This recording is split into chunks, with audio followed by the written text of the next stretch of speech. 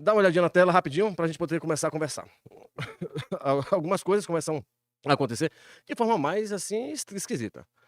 Bem, nós vemos aqui que hoje sai aqui, Seul aponta então relação entre a Coreia do Norte e o ataque do Hamas a Israel. Mas até então não parece nada razoável linkar uma coisa com a outra, certo? A gente observa aqui que, na verdade, se tratou de uma teoria, de uma tese, de algo assim, mas não. Vocês sabem que no dia 7 de outubro o Israel foi atacada, visceralmente foi atacada e brutalmente por esse grupo extremista do Hamas. Aliado à sua posição, nós tivemos o Hezbollah e tudo mais. E diante de todo esse cenário, nós temos algumas ligações feitas para dentro do Brasil. Bem, o ex-presidente Jair Bolsonaro, no dia de ontem, disse que o Hamas e o Hezbollah já tinham seus aliados aqui no Brasil. E, de fato, a gente já tratou disso ontem, ligando aí alguns pontos e vendo que a estrutura para a eleição de Boulos é consubstanciada e tem ali grande alinhamento, grande apoio dessa, digamos que não vou chamar de facção, como o ex-presidente chamou, mas deste agrupamento de terror. Observe que, de repente, o Lula, ele começa a utilizar, então, conforme é noticiado aqui, observe aqui, ele começa, então, a utilizar a estrutura palaciana para promover a pré-candidatura de Boulos. Notícia quentinha de hoje. A orientação do Palácio do Planalto é que Boulos participe ao máximo de solenidades oficiais e apareça como membro ativo do primeiro escalão. Rapaz, que coisa curiosa, que coisa estranha, né não? Estranha, de fato não é, pessoal, porque já havia sido verificado e já havia sido descrito, inclusive por mim, essa situação futura que se aproximava. Bem, pessoal, então o plano é o seguinte: o Cachaça chegou e disse: rapaz, tem que dar protagonismo, tem que deixar em evidência. Boulos não é um marginal. Pelo menos não é um qualquer. Tô brincando, é claro que não, deputado lindo e maravilhoso, de primeiro só a nata. E tem que ajudá-lo a capitalizar, ele tem que capitalizar politicamente com as iniciativas federais na cidade, ou seja, tudo que o governo federal for fazer em São Paulo, o Boulos tem que estar junto para poder capitalizar, fazer com que ele apareça e pareça também que ele é responsável por aquilo ali, conjuntamente com o Poder Executivo Federal. Na forma que eles têm como contrapor o peso do controle da máquina municipal pelo atual prefeito, Ricardo Nunes. Ou seja, ele quer utilizar a estrutura federal palaciana, ou seja, a estrutura federal, a estrutura da presidência da República, para fazer peso em favor de Boulos, que é ligado àquela galera, você já sabe, do Hamas, do Hezbollah, essa galera aí, que dá apoio a esse pessoal, em que pese a sua declaração, chamando disso, daquilo. Não, eu já mostrei, já provei aqui para vocês, não vou ficar frescando com isso.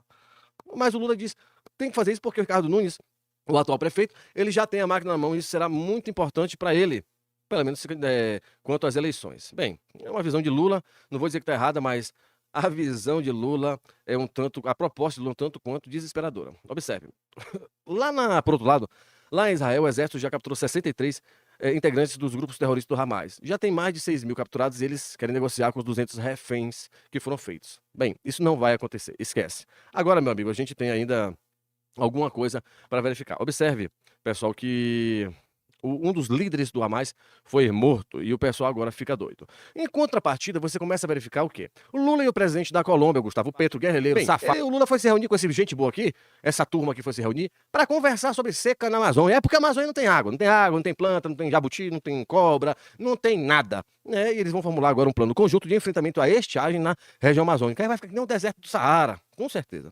Mas olha só, pessoal. Essa reunião foi feita por telefone e ele conversou com Gustavo Petro. Os dois chefes abordaram a questão da seca que atinge a Amazônia. E a pior estiagem na região de um século. Não tem, tá todo mundo com sede lá.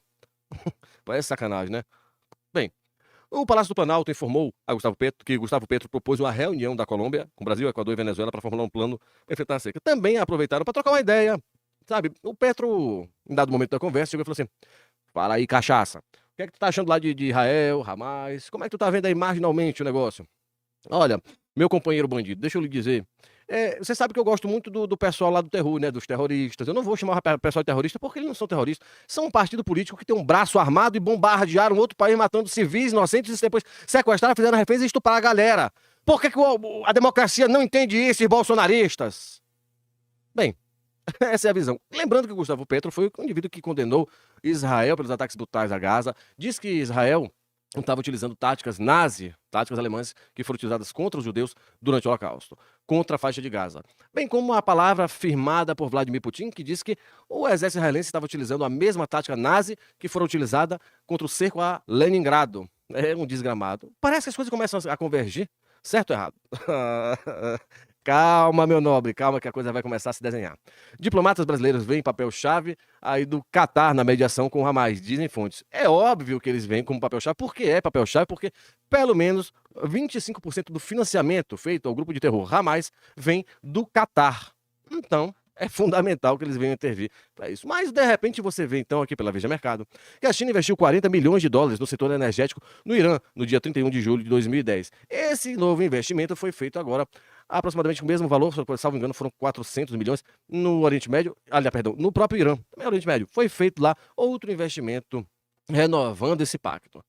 Bem, por bem ou por mal, você começa a ver, começa a dar um calafrio, como você começa a ver, enxergar a verdade como ela é, e não como você quer, ou eu quero, ou nós queiramos. Você começa a verificar que, na verdade, se trata de algo muito mais complicado, muito mais delicado. O comandante do Hamas faz ameaças e fala sobre dominação mundial. Não haverá mais judeus ou cristãos traidores. A notícia é trazida pelo Terra Brasil Notícias. Olha a cara do bicho aqui, velho.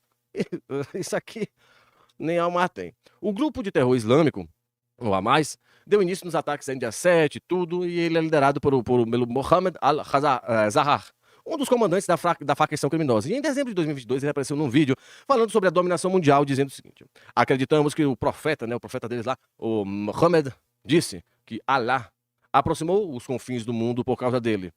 Um dia eu conto pra vocês como foi que Allah tomou conhecimento da graça e como é que ele tomou conhecimento lá pra escrita do Alcorão, do Corão. Vocês vão achar que é sacanagem minha, mas assim, realmente é um tanto quanto curioso. Ou melhor, só para ilustrar, tá, pessoal? Bem, vamos andando mais um pouco aqui. Então disse: todos os 510 milhões de quilômetros quadrados do planeta Terra ficarão sob um único sistema, onde não haverá injustiça, nem opressão, nem sionismo, nem cristianismo traiçoeiro, e nem assassinatos e crimes como os que estão sendo cometidos contra os palestinos e contra os árabes. Somente contra os bolsonaristas e contra os judeus. Tô brincando. Mas aí, olha só, olha a mente do cara. Aí você fala: isso aí tá blefando, esse cara é maluco, velho, esse cara é doido. Pois é, pra fazer o que eles fazem tem que ser doido mesmo. Mas observa só, pessoal, começa a juntar as peças. As embaixadas dos Estados Unidos e Reino Unido orientaram os cidadãos a deixarem o Líbano. Eu já venho falando ali: não, mas o Líbano tá com os Estados Unidos e com Israel, eles amam Israel. Tá aqui, ó. Aqui, embaixadas dos Estados Unidos e Reino Unido orientam os cidadãos a deixarem o Líbano. Desde terça-feira, manifestantes pró-Hamas têm entrado em confronto com as forças de segurança de Beirute, nas proximidades da embaixada americana. Andando mais um pouco, você vê que o chanceler alemão criticou as declarações de Putin sobre Israel e o chamou de cínico. Eu poderia tranquila, calma e absolutamente dar um sequencial, digamos que quase que semi-letal de adjetivos aí para Vladimir Putin, né? Poderia chamá-lo de qualquer coisa que você possa imaginar. Só andando mais um pouco, então, depois dessa conversa toda, a gente começa a juntar as peças e o Metrópolis traz pra gente algo muito curioso. Apagão de fontes, a BIM perdeu informações sobre elos de Hamas no Brasil. E aí eles vêm dizendo: não, sabe o que é? Porque o Ramagem pegou e simplesmente parou de pagar uma galera que dava informação sobre esses caras. Muito ao que nos cheira, na verdade, o que acontece. O Hamas, ele se pronunciou pelo Twitter e disse que, na verdade, isso não existe, tá? O que acontece, pessoal? Ele, olha, pode ver aqui. O governo brasileiro sempre apoiou o Estado de Israel. Ele vem falando aqui na luta contra o terrorismo, as manifestações, diferente das manifestações de esquerda. Ele fala que, principalmente, pessoal, essa questão de pagar aos informantes é apenas um dos meios para obter informações. E eles têm que verificar que não adianta ficar gastando dinheiro do contribuinte à toa. Se a informação recebida, ela tem a veracidade dela exclusivamente dependente da qualidade da fonte. Ou seja, quem é o brother que está dando informação, ele merece credibilidade? Ponto. Se você vê que não tem informação, as informações não são coerentes, ou pelo menos elas não estão entregando o que é esperado, não estão sendo relevantes para o serviço de inteligência, para que ficar pagando? Tá ficando doido? Então ele disse que isso só é gastar dinheiro público à toa. Ele prezou muito pela eficiência. Bem que ele também fala a respeito. Aí eu vou traduzir o que mais ou menos ele disse. Rapaz, é um bando de gente recebendo dinheiro, dando informação pirenta, quando dão, às vezes não dá nem para comprovar, nem tem lastro, e quando tem lastro é uma informação frajuta que a gente consegue de outros meios ou já tínhamos. Não vou ficar gastando dinheiro com isso. E ademais, pessoal, não sei, ele não se manifestou quanto a isso, mas muitas vezes os informantes eles podem fazer ali tranquilamente um jogo duplo, utilizando então, recebendo dinheiro do contribuinte brasileiro para enganar o serviço de inteligência. Bem, ele fez algumas considerações muito pertinentes. Eu acredito muito no trabalho, no serviço do nosso querido Ramagem. É um orgulho tê-lo aí dentro do parlamento. Bem, meus amigos, essa informação vem à baila, trazida à baila, como uma forma de conturbar a direita, conturbar a esquerda, incitar todo mundo, mas você tem que observar o campo nacional. O Gustavo Petro reunido com Lula.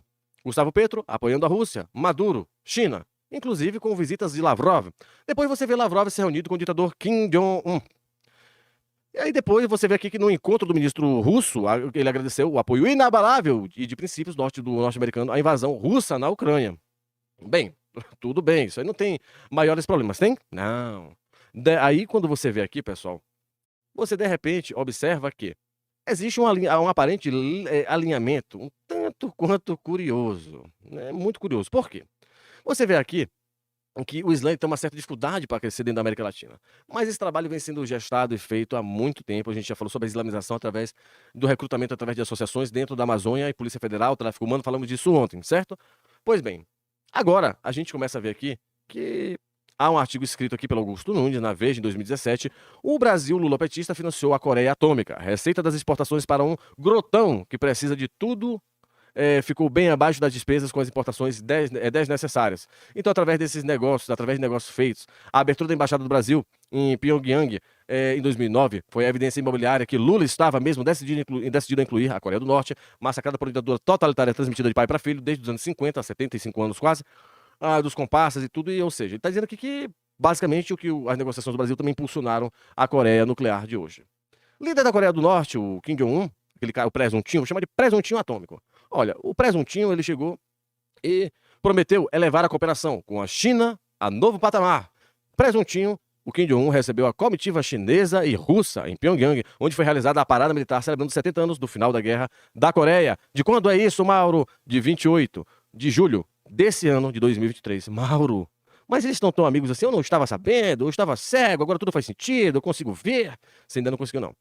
Putin estuda, então, Estado de Minas. Putin estuda, então, exercício militar com Coreia do Norte e China contra os Estados Unidos. A afirmação foi feita pelo ministro Sergei Shoigu, da Defesa, a agência da estatal TASS, a agência lá dos brothers, dos russos. Olha a cara do